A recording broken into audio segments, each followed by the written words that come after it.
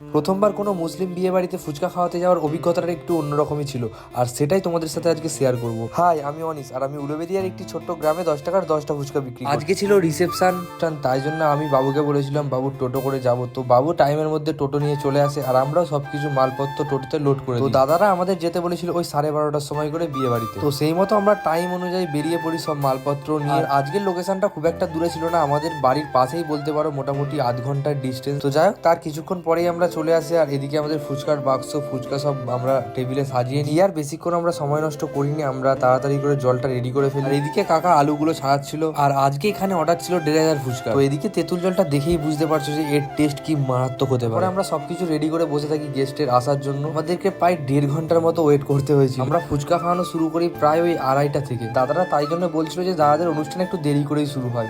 এবার আমার তো এরকম আগের কোনো এক্সপিরিয়েন্স ছিল না, মোটামুটি নর্মাল যেমন তাড়াতাড়ি 12:30টার সময় করে যাই সেরকম চলে গিয়েছিলাম। ভেবেছিলাম 12:30টা থেকে হয়তো অনুষ্ঠান শুরু হয়ে যাবে, কিন্তু শুরু হয়েছিল প্রায় 2:30টা থেকে। তারপর একের পর এক সবাই আসতে থাকে, আর আমি ফুচকা খাওয়াতে শুরু করে দিই। তারপর দেখতে দেখতে ওই 4:30টার সময় করে ফুচকা শেষ হয়ে যায়। ওখানে সবাইকে ফুচকা খাইয়ে আমি অনেকটা ভালো রিভিউ পেয়েছি, তো সবাই বলেছে ফুচকা খুব ভালো হয়েছে। পরে সব গুছিয়ে গাছিয়ে বেরিয়ে পড়ি বাড়ি আসার জন্য। তো আজকের ব্লগটা এতটুকুই। ব্লগটা ভালো লাগলে অবশ্যই একটা লাইক কমেন্ট করে দিও, আর অবশ্যই ফলো করতে ভুলো না।